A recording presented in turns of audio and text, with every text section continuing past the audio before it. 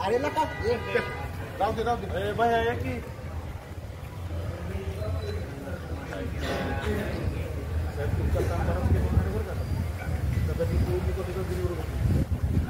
झाले का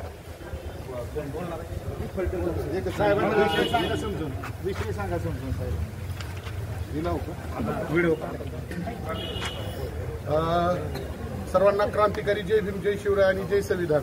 21 तारखेला भारतरत्न डॉक्टर बाबासाहेब आंबेडकर यांच्या पुतळ्याजवळती एक माती फिरून शेण टाकण्याचा प्रयत्न केला, परंतु वेळेत त्या ठिकाणी असणाऱ्या आमच्या भीमसैनिकांनी त्याला वेळेत धरला आणि पोलीस प्रशासनाच्या हवाले केलेला आहे। साहेब, या ठिकाणी आज खूप मोठा मोर्चाचं नियोजन होतं, परंतु आमचे जे काही समाजातले या ठिकाणी असणारे प्रमुख आहेत त्यांची आमची एक मीटिंग झाली आणि मीटिंगमध्ये आम्हाला सांगण्यात आलं, म्हणजे ज्येष्ठांनी आम्हाला सांगितलं की आपण ज्या पद्धतीने जर आरोपी त्या ठिकाणी सापडला नसता तर भयानक परिस्थिती निर्माण झाली असती आणि मोठा मोर्चा त्या ठिकाणी आम्ही आयोजित केला असता, परंतु वेळेत तो आरोपी सापडल्यामुळे मोर्चा जो निघणार होता तो मोर्चा कॅन्सल करून या ठिकाणी आपणास निवेदन देण्याचं नियोजन या ठिकाणी समितीच्या वतीने करण्यात आलेलं आहे। मला एवढं सांगायचं आहे की फलटणमध्ये अनेक महापुरुषांचे पुतळे आहेत साहेब, तर पोलीस प्रशासनाला एक विनंती आपल्यामार्फत करावी की प्रत्येक पुतळ्याचं संरक्षण पोलीस प्रशासनाच्या माध्यमातून करण्यात यावं आणि त्या ठिकाणी जेवढे महापुरुषांचे पुतळे आहेत त्या पुतळ्यांच्या शेजारी एक होमगार्ड असेल किंवा पोलीस प्रशासन त्या ठिकाणी अधिकारी नेमण्यात यावा अशी प्रमुख मागणी या ठिकाणी। आणि त्याचबरोबर जो आरोपी त्या ठिकाणी सापडलेला आहे त्याच्यावरती UAPA अंतर्गत गुन्हा दाखल करण्यात यावा आणि त्याच्यावरती कडक शासन करण्यात यावं ही प्रमुख मागणी साहेब आम्ही आपल्यापाशी करत आहोत। त्याच्यावरती आपण 1-2 मिनिटं बोला अशी विनंती।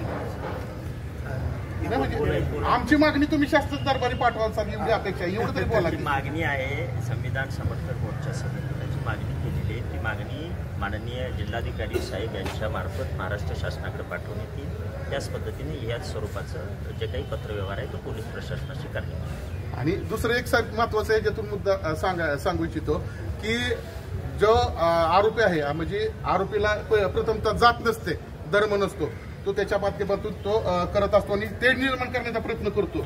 समाजातले सर्व ज्येष्ठ नगरसेवक या सर्वांनी पत्रकार बांधवांनी ठरवलं की जो आरोपी सापडलेला आहे त्या आरोपीवर कारवाई करावी म्हणून आपण शासनावरती एक निवेदनामार्फत बोधरेशन आणायचा प्रयत्न करतोय।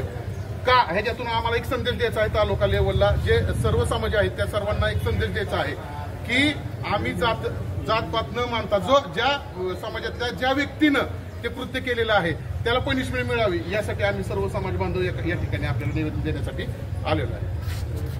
धन्यवाद। 21 तारखेला डॉक्टर बाबासाहेब आंबेडकर यांचा पुतळा विठंबना करण्याचा जो प्रयत्न जी घटना घडली त्यानंतर मी संपूर्ण समाजाच्या वतीने याचा निषेध करतो, परंतु या घटनेकडे जर आपण बारकाईनं पाहिलं तर ही जी घटना आहे ही कदाचित पूर्वनियोजित होती का असा एक संशय होत आहे, कारण ज्या डोयफोट नामक व्यक्तीने हा घटना करण्याचा प्रयत्न केलेला आहे तो व्यक्ती त्याच्या 2 चाकी गाडीवरती एका पिशवीमधून स्वतः शेण घेऊन आला होता, म्हणजे त्यांनी ती पूर्व नियोजित हा प्रकार करण्याचा प्रयत्न केला होता। आणि गेल्या 8-10 दिवसापासून फलटणचे बौद्ध बांधव या फलटण तालुक्यामध्ये फलटण विधानसभा येणारी जी विधानसभेची निवडणूक आहे त्या अनुषंगाने एक दौरा करतायत की फलटण कोरेगाव विधानसभा मतदारसंघातून हा बौद्ध समाजाचा आमदार व्हावा आणि झालेली घटना याचा कुठं संदर्भ आहे का याचा पोलीस प्रशासनाने तपास करावा असं आम्ही या ठिकाणी आवाहन करतोय, कारण गेल्या 8 ते 10 दिवसापासून संपूर्ण समाजातील प्रमुख व्यक्ती तालुक्यातील गावोगावी जाऊन या ठिकाणी फार मोठा बौद्ध समाजाचं एक संघटन उभं करतायत आणि ह्या घटनेच्या माध्यमातून समाजामध्ये तेढ निर्माण करण्याचा प्रयत्न या समाजकंटकाकडून केला गेला असा आमचा एक आरोप असून आदरणीय DYSP राहुल दस साहेबांना आम्ही आवाहन करतोय की या घटनेच्या मुळापर्यंत जाऊन जो आरोपी ज्यांनी डोयफोड नामक व्यक्तीला पकडलाय त्याच्या गेल्या 8-10 दिवसामध्ये 15 दिवसामध्ये संपर्क कोण होतं, त्याचे कॉल कोणाला गेले, त्याला कॉल कोणाचे आलेत याचा रेकॉर्ड तपासून याच्या मागचं मास्टर माइंड त्यांनी शोधून काढावा असं आम्ही पोलीस प्रशासनाला संपूर्ण बौद्ध समाजाच्या वतीने आवाहन करत आहोत। परंतु अशी काही एखादी घटना घडते ती पूर्ण सर्व जाती धर्माच्या माणसांना वेठी धरल्यासारखं होतं। माझी पोलीस प्रशासनाला विनंती आहे हे आता जे सचिन मोरे यांनी जे काही 2-3 मुद्दे सांगितलेले आहेत या गोष्टीची चौकशी वरिष्ठ पातळीवर होणं गरजेचं आहे आणि सर्व बाजूनी सर्व अँगलने त्याची चौकशी होणं क्रमप्राप्त आहे. ह्या ज्या घटना घडतात ह्या घटना घडू नयेत यापुढं, कारण या शहरामध्ये अनेक पुतळे आहेत, अनेकांची स्मारकं आहे. स्मारकांच्या पुतळ्याला संरक्षण हे पोलीस प्रशासनाने देणं गरजेचं आहे. सगळ्यांनीच याची काळजी घेणं अनिवार्य आहे.